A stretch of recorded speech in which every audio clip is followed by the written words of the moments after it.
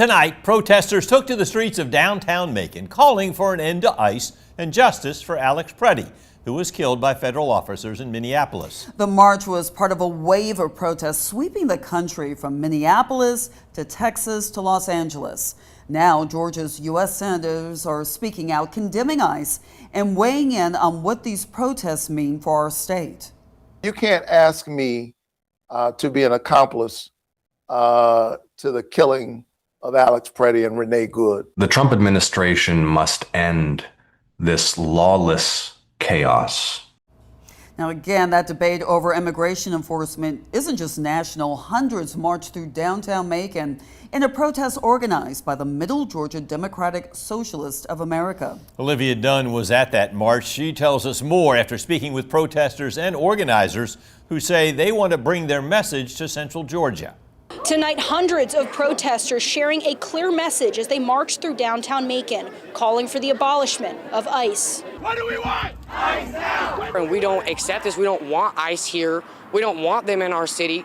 And we don't want them doing what they're doing. Kaylee Berger was one of a few hundred people who took to downtown Macon Wednesday night, protesting ICE and recent violence in Minneapolis. Organizers with Middle Georgia Democratic Socialists of America honored Alex Preddy and Renee Good during the march, who were both shot by federal agents. Berger and others stressed they're taking to the streets to abolish ICE and to show that there's opposition in Central Georgia. They're starting in Minneapolis, but this is something that's going to be around the country if we don't start stopping it now.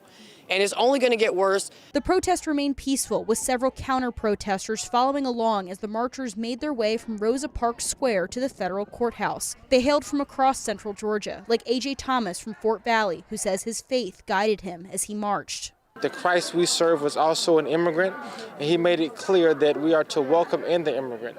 We have innocent people who are protesting and using their First Amendment right being killed in our nation. Co-chair of Middle Georgia DSA and one of the organizers behind the protest, Julie Colton, says their organization has lobbied against ICE for years, but she says this protest was one of their most popular events. She says the goal is to demonstrate that there is opposition in Central Georgia. We also want to bring people together to get them organized for real, on-the-ground, community-led community defense. It is up to us, the people, to really protect our own at this point.